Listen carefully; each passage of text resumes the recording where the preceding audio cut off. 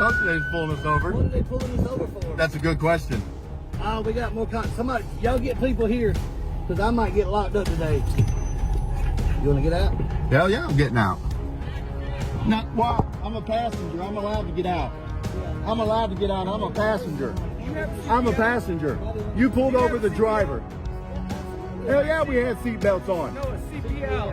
Can I see it? Open carry. Do I have to show you? Yes, you do. In the state of Michigan. Show me your He CPL didn't right have now. to show you a CPL for open carry. You can't open carry inside a vehicle. I got it in my, I do have one. Okay, It's then in show my it to me. wallet. Can you give me a freaking minute, man? Grab the CPL right I'm now. slow. All right. He wants my CPL because I've got the sidearm on in the car. Retaliatory stop all day long. Really butthurt just to get my name. Cops Right? playing and hoping I'm not Just to get my name. You should know who I am anyway. Yeah, just to get a name. What little piggies are? That is so butthurt, man. Oh, I'm really worried about They're all so proud of themselves. Look at him. Goodness gracious, guys. Take your damn hand off my door. For what? What'd you pull him over for? Man. Alright guys, welcome back. And this is where it gets serious. What starts as a routine drive instantly turns into a textbook example of retaliation. The channel sets the tone clearly. This is about knowing your rights and exercising them when dealing with public officials. Almost immediately, multiple officers swarm the vehicle, not because of a clear traffic violation, but because they recognize First Amendment activists. The tension is obvious. The occupants themselves sense what's coming before the lights even flash. Questions start flying. Why are we being pulled over? What law was broken? But no clear answer is given. Instead, authority is asserted without explanation. This opening moment establishes the theme of the entire encounter: power versus the Constitution. The officers move fast, applying pressure early, hoping confusion or fear will lead to compliance. But this group isn't intimidated. Cameras are rolling, voices are steady, and the stage is set for a confrontation that exposes just how fragile unlawful authority becomes when challenged with knowledge. What law did I break?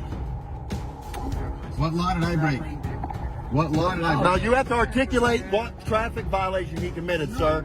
You have to articulate it. You have to articulate it. And he's got it. He's got it. And they done showed it to him. Yeah, it does.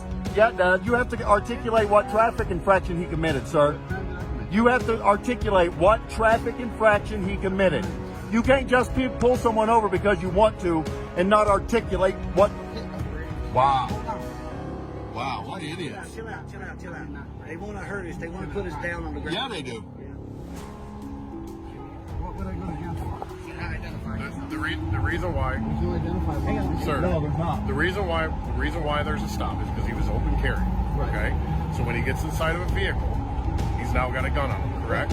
So we need to check to make sure that he has the proper paperwork, which is the CPL or whatever. Are you driving the vehicle? Okay, driving is a privilege, correct? No. When you sign, okay, you know the law so much. When you sign the paperwork at the bottom of your driver's license, when you get your driver's license, does it or does it not state that anytime a police officer asks for your identification, you are to provide that to them? It does.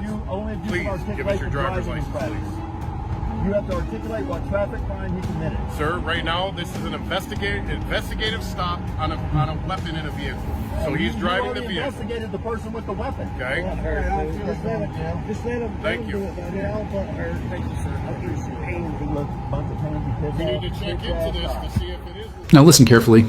This is where the stop starts to unravel. The focus shifts to a firearm legally possessed under Michigan law. Officers claim justification based on open carry inside a vehicle, demanding paperwork and asserting control. But the activists immediately push back, demanding articulation of an actual crime. That's the key word, articulate. Over and over again, they ask the same question: what traffic infraction was committed? And over again, it goes unanswered.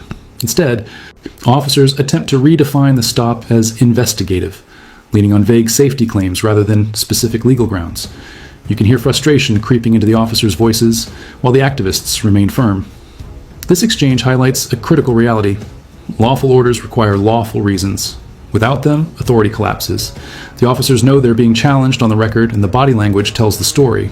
Backup arrives, voices rise, and confidence begins to crack under constitutional scrutiny.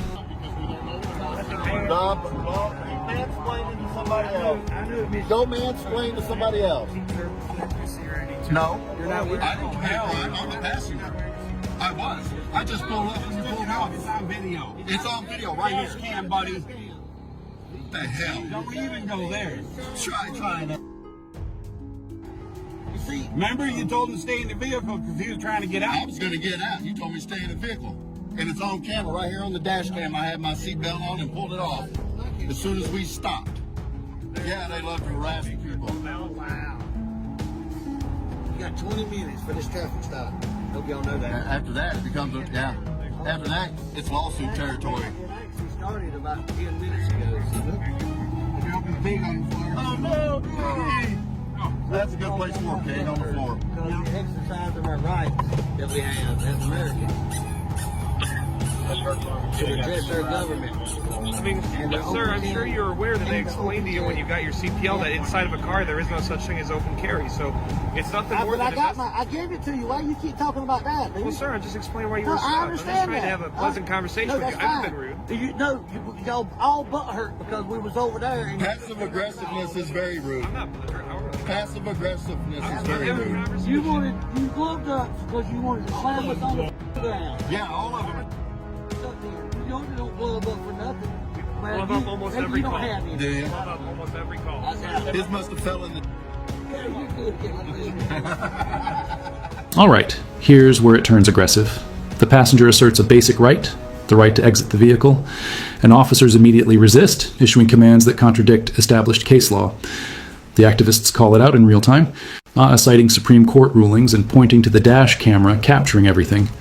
This isn't emotional chaos, it's structured resistance. Officers attempt to blur the line between driver and passenger authority, hoping the distinction won't be challenged, but it is. Repeatedly. The discussion becomes heated and the gloves come out, literally, signaling a readiness to escalate. That moment matters.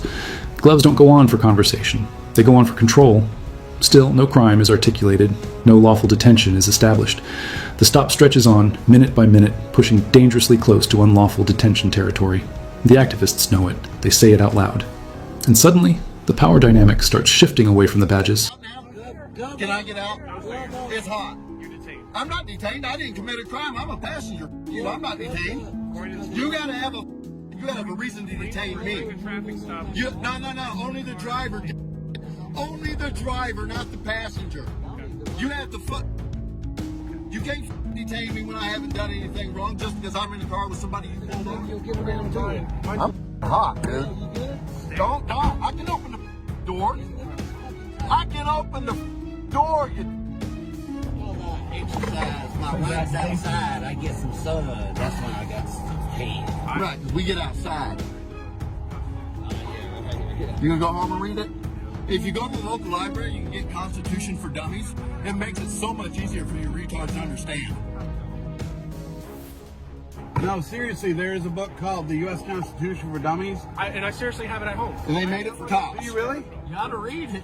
Right on, brother. Boom, airhead. Because that one actually explains it quite well for anybody to understand it. Right. As a matter of fact, I got my copy in the trunk. What crime are you investigating me for? What crime are you investigating me for? What crime? What crime are you investigating me for? Because there isn't one. I'm waiting. During a traffic stop, all occupants of the vehicle. Wrong. You're wrong. You are totally wrong. You are totally Get wrong. out of the car and see if I'm wrong. The only person, he wants to put hands on. The only time you. This is the breaking point. The passenger flat out states the truth. I'm not detained, and you don't have a reason to detain me. Officers push back, insisting authority where none legally exists. But knowledge is a weapon here, and it's being used effectively. Case law is cited. Definitions are clarified. The difference between a lawful order and an unlawful command is exposed in real time. The officers attempt intimidation through repetition, but repetition doesn't create legality. The activists remain calm, sarcastic at times, but unwavering. This section highlights a critical lesson. Police are allowed to lie, and they often do, to test whether citizens know their rights. The encounter becomes less about enforcement and more about ego. Every unanswered question weakens the officer's position. Every recorded second strengthens the activist's case. The stop is no longer under control. It's under observation. Everybody stay in the cars for officer safety, and I clearly am not a threat to your safety. That's how the Supreme Court case law reads. No, not all occupants. Only the vehicle and the driver themselves. Only the vehicle and the driver themselves, unless you can articulate a crime the passenger committed. That's the only time. Trust me, you think we don't read case law? You think we don't know what we're talking about? It all come out in the wash in a lawsuit. I promise you. I promise.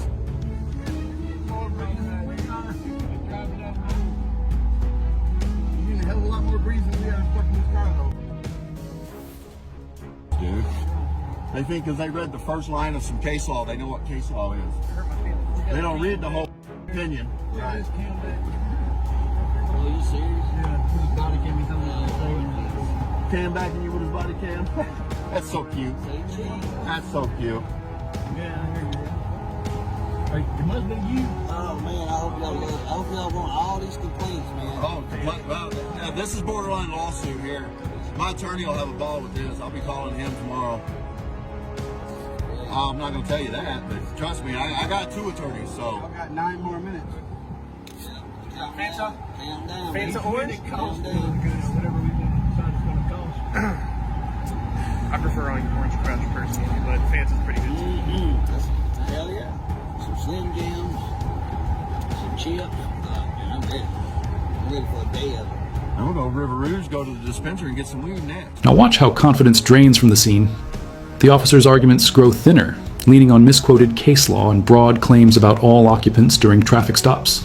The activists dismantle those claims piece by piece, pointing out omissions and misinterpretations. Backup officers arrive, body cameras rolling, but nothing changes. Because facts don't change with numbers. Lawsuits are mentioned. Complaints are promised. And suddenly, the tone shifts. What began as aggressive enforcement turns into damage control. The officers realize this encounter isn't ending in handcuffs. It's ending in paperwork and accountability. The activists even joke, relaxed now, because they know the truth. Once you survive the intimidation phase without surrendering your rights, the leverage is gone. The stop drags on only because walking away would mean admitting there was never a legal basis to begin with. I'm not driving. I'm not driving. I won't smoke in the vehicle either because that's like open container. I'll make sure I get out somewhere private and smoke it. I know. Trust me, we know the law, guys. We're not dummies.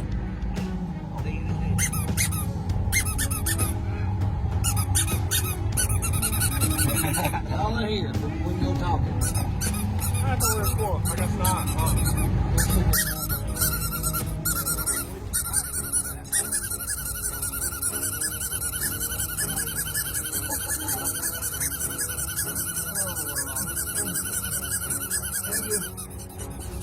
Have a good day. Yourself. Have a good day, douche nozzles. Hey, have a good day, douche nozzles. Don't violate anybody's rights. Y'all make sure you honor your oath to the Constitution. Yes, he absolutely does. But not if you're a sinner.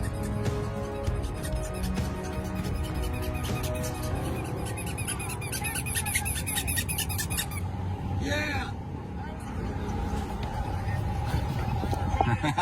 We better park. Yep. Or they'll Hold on, I'm going to get a parking spot. We're gonna park.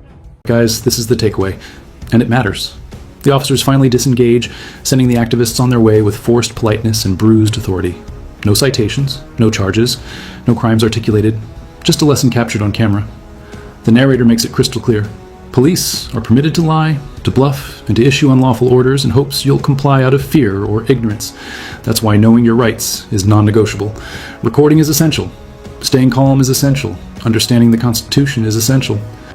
Encounters like this don't just expose misconduct, they educate the public. And that's the real win here. This video isn't about disrespect, it's about accountability. It's about reminding officials of the oath they took. If you don't know your rights, you can lose them without realizing it. And that's exactly why this documentary exists.